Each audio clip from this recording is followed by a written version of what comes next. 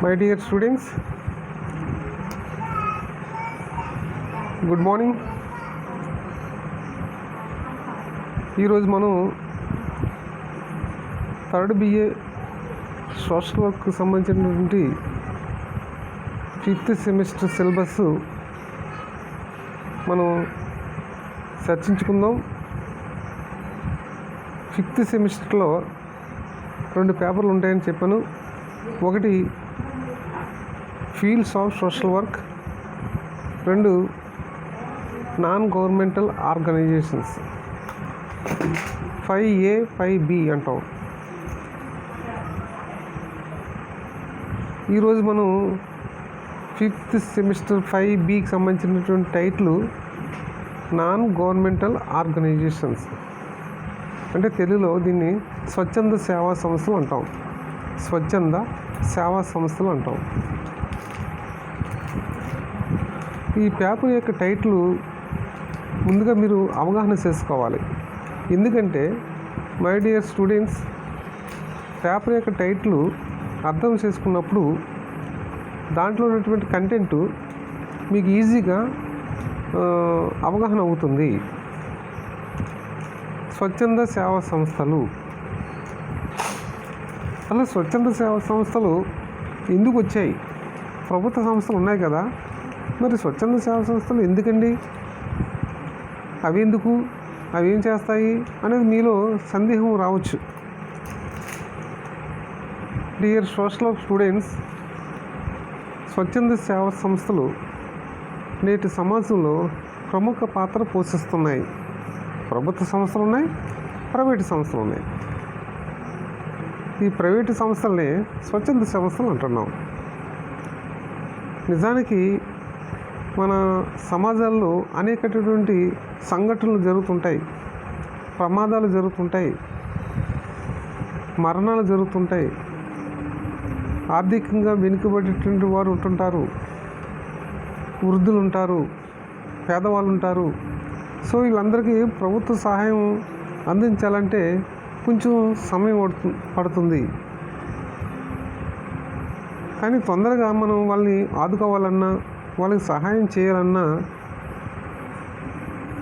ముందుగా వచ్చేటటువంటి సంస్థలు ఏంటంటే ప్రైవేటు సంస్థలు.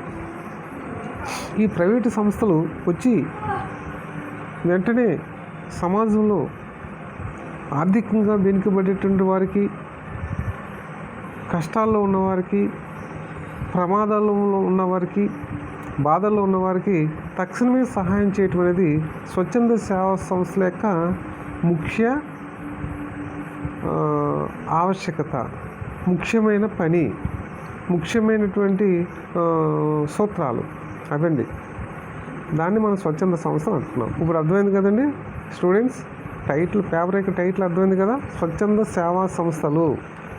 స్వచ్ఛంద సేవా సంస్థలు అంటే సొంత నిధులు సమకూర్చుకొని కొన్ని ప్రజా సేవా కార్యక్రమాలు చేయటమే స్వచ్ఛంద సేవా సంస్థలు అంటాం. మళ్ళీ ఒకసారి చెప్తున్నాను చూడండి.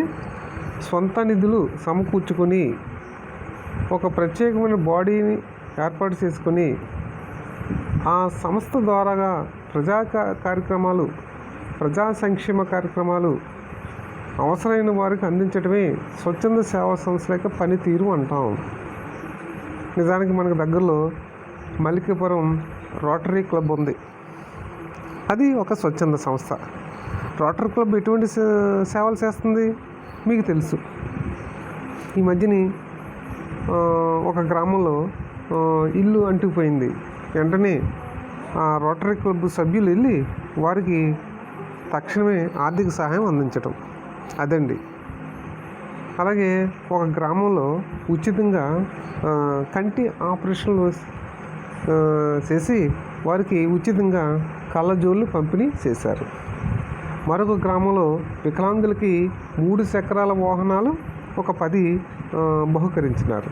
చూసారు, మీకు అర్థమైంది కదండి. అవి స్వచ్ఛంద సేవా సంస్థలు చేసేటువంటి పనితీరు, వారి యొక్క సహకారము. ఓకే, అర్థమైందా? రైట్. దీంట్లో ప్రధానంగా 5 యూనిట్లు ఉంటాయండి. 5 యూనిట్లు ఉంటాయి. యూనిట్ 1 సంబంధించింది ఇప్పుడు మనం చర్చించుకుందాం. నాన్ గవర్నమెంటల్ ఆర్గనైజేషన్స్ అంటే దాని యొక్క అర్థము, భావనలు, రకాల గురించి మనం చర్చించుకుంటాం. మరొకసారి చెప్తుంది, ఎన్జిఓస్ యొక్క అర్థము, దాని యొక్క భావనలు మరియు రకాల గురించి మనం చర్చించుకుందాం. Unit 2 promotions and formation of NGOs. Promotion and formation of NGOs అంటే స్వచ్ఛంద సేవా సంస్థల యొక్క నిర్వహణ, దానికి విధులు, అభివృద్ధి సంబంధించింది ఏ విధంగా దశలు ఉంటాయి, ఆ దశలు ఎలా ఇన్వాల్వ్ అవుతాయి అనే దాని మీద మనం చర్చించుకుంటాం. రెండోది ఆంధ్రప్రదేశ్ సొసైటీస్ రిజిస్ట్రేషన్ యాక్ట్ 2001 సంబంధించిన చట్టం గురించి మనం చర్చించుకుందాం. ఎందుకంటే ఆంధ్రప్రదేశ్లో సొసైటీస్ రిజిస్ట్రేషన్ యాక్ట్ అనేది 2001లో వచ్చిన తర్వాత ఆ సొసైటీ సంఘం ద్వారాగా, ఆ సంఘాల ద్వారాగా వారికి సహాయం చేయటం అనేది జరుగుతుంది. ఆ సంఘం ద్వారాగా మనం రిజిస్ట్రేషన్ చేయించుకుని కొన్ని ప్రజా కార్యక్రమాలు చేయటం అనేది జరుగుతుంది. అదే దీని అర్థం. Unit 3 management of the NGOs అంటే స్వచ్ఛంద సేవా సంస్థల యొక్క నిర్వహణ ఎట్లా ఉంటుంది అనేది ఈ యూనిట్ 3లో మనం తెలుసుకుంటాం. అర్థమైందండి my dear students? Social work students బాగా అర్థం చేసుకోవాలి. ఎన్జిఓస్ యొక్క నిర్వహణ అంటే జనరల్ బాడీలో ఎవరు ఉంటారు? ఒక ప్రెసిడెంటు, సెక్రటరీ, కోశాధికారి, సభ్యులు ఉంటారు. అది జనరల్ బాడీ. ఎగ్జిక్యూటివ్ కమిటీలో మనం కొంతమంది సభ్యులు ఉంటారు. వీళ్ళు ఎటువంటి పాత్రలు పోషించాలి, వాళ్ళకి విధులు ఏంటనేది మనం చర్చించుకుంటాం. ఇప్పుడు సపోజు జనరల్ బాడీ వాళ్ళు 3 నెలలకోసారి సమావేశం అవుతారు. ఎటువంటి కార్యక్రమం చేయాలి, ఎవరెవరికి చేయాలి అనేది జనరల్ బాడీ డిస్కస్ చేసుకుంటారు. అలాగే ఎగ్జిక్యూటివ్ బాడీ వారు కూడా కొన్ని నిర్ణయాలు తీసుకుంటారు. వారు కూడా కొన్ని పాత్రలు, కొన్ని విధులు నిర్వహిస్తారు.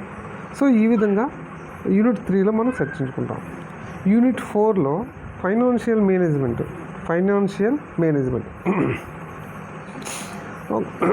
అంటే ఫైనాన్స్ యొక్క నిర్వహణ ఏ విధంగా మనం చేపట్టాలి, ఏ విధంగా దాన్ని మనం మొబిలైజేషన్ అనేది చేసుకోవాలనేది దీంట్లో మనం చర్చించుకుంటాం. దీంట్లో sources of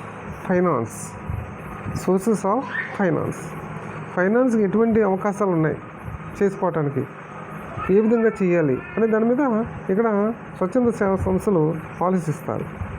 governmental and non గవర్నమెంట్కి సంబంధించిన సంస్థలు ఉంటాయి, నాన్ గవర్నమెంటల్కి సంబంధించిన సంస్థలు ఉంటాయి. ఈ రెండాట్లు కూడా దేనికి ఎక్కువ ప్రాధాన్యత ఉన్నదనేది మనం తెలుసుకుంటాం. రెండోది మెథడ్స్ ఆఫ్ రిసోర్స్ మొబిలైజేషన్. వనరులు సమీకరణ చేసుకోవటానికి ఎటువంటి పద్ధతులు ఉన్నాయి, వనరులు సమీకరించుకోవటానికి ఎటువంటి పద్ధతులు ఉన్నాయి. ఉదాహరణకి మన సంఘంలో ఇదొక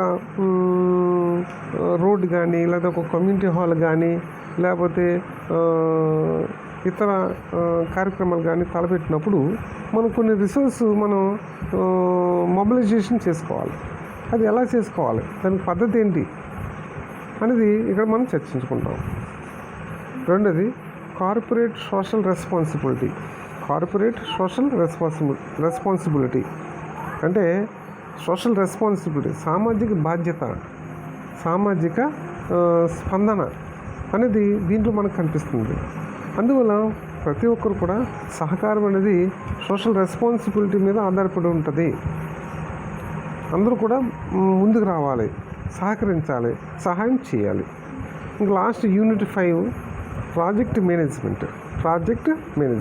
ఈ ప్రాజెక్ట్ మేనేజ్మెంట్లో formulating a project, preparing an organisational budget, significance, disaster management, types and preventive measures.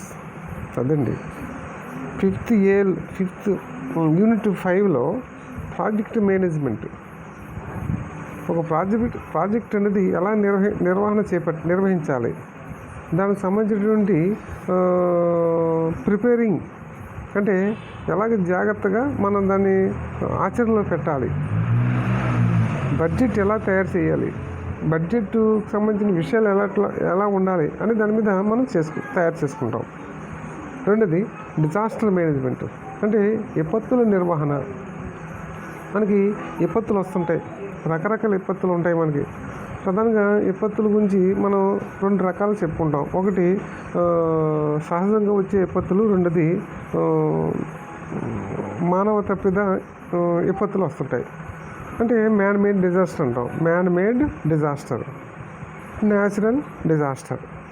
Natural disaster అంటే ఏంటి? వరదలు, తుఫాన్లు, భూకంపాలు, ఇవన్నీ కూడా న్యాచురల్ డిజాస్టర్స్. రెండోది man made disaster. Man made disaster అంటే మనుషులు కొన్ని విపత్తులు సృష్టిస్తుంటుంటారు. అంటే కావాలని కొంతమంది అల్లర్లు ప్రవేశపెడుతుంటారు. సమాజంలో కొన్ని దోపిడీలు, దెబ్బలాటలు, కుమ్ములాటలు ఇవన్నీ కూడా కల్పిస్తుంటుంటారు. ఏదో గొడవ, ఏదో అల్లరి, ఏదో సమస్య వాళ్ళు క్రియేట్ చేస్తుంటారు అన్నమాట. దాన్ని ఏమంటారంటే మ్యాన్ మేడ్ డిజాస్టర్స్ అంటాం. దాన్ని ఎలా నివారించాలి, ప్రివెంటివ్ మెజర్స్, దానికి సంబంధించినటువంటి నివారణ చర్యలు ఏ విధంగా ఉంటాయి, ఏ విధంగా చేపట్టాలనేది ఈ టాపిక్లో ప్రధానంగా మనం తెలుసుకుంటాం. ఓకేనా? అర్థమైందండి? స్వచ్ఛంద సేవా సంస్థలు పేపర్ టైటిల్ ఏంటమ్మా? స్వచ్ఛంద సేవా సంస్థలు, నాన్ గవర్నమెంటల్ ఆర్గనైజేషన్స్. దీనికి సంబంధించినటువంటి మార్క్స్ ఎన్ని ఉంటాయి? 75 మార్కులు ఉంటాయి, 75 మార్క్స్ ఉంటాయి. మిగతా 25 మార్క్స్ ఇంటర్నల్ మార్క్స్ ఉంటాయి. ఈ ఇంటర్నల్ మార్క్స్ దేని మీద మేము కాల్కులేట్ చేసి చేస్తామంటే అసైన్మెంట్స్, క్విజ్, ఫీల్డ్ వర్క్కి అటెండెన్స్కి చూసి మీకు 25కి మీకు మార్క్స్ వేయటం అనేది జరుగుతుంది. మొత్తం 100 marks, 75 theory marks, 25 internal marks ఉంటాయండి. సో అర్థమైంది కదండి? సోషల్ వర్క్ స్టూడెంట్స్కి అర్థమైంది కదా? 5th సెమిస్టర్లో 2 పేపర్లు ఉంటాయి. ఒకటి ఫీల్డ్స్ ఆఫ్ సోషల్ వర్క్, తెలుగులో ఏమంటాం? సంఘ సంక్షేమ శాస్త్రము, కార్యక్షేత్రాలు. Paper 5B non governmental organisations, అంటే స్వచ్ఛంద సేవా సంస్థలు. స్వచ్ఛంద సేవా సంస్థలు సంబంధించిన టాపిక్ చాలా ఇంపార్టెంటు. ఎందుకంటే నేటి భారతదేశంలో స్వచ్ఛంద సేవా సంస్థలు ప్రముఖ పాత్ర పోషిస్తున్నాయి. చాలా విలువైనటువంటి పనులు చేస్తున్నారు ఈవేళ. చాలా ప్రాముఖ్యమైన పనులు చేస్తున్నారు. వాళ్ళు స్వచ్ఛందంగా ముందుకొచ్చి ఒక గ్రామాన్ని దత్తత తీసుకుని ఆ గ్రామాన్ని అభివృద్ధి బాటలో పెడుతున్నారు. అదండి స్వచ్ఛంద సేవా సంస్థ యొక్క పనితీరు. సో అర్థమైంది కదండి? Okay, thank you, one and all.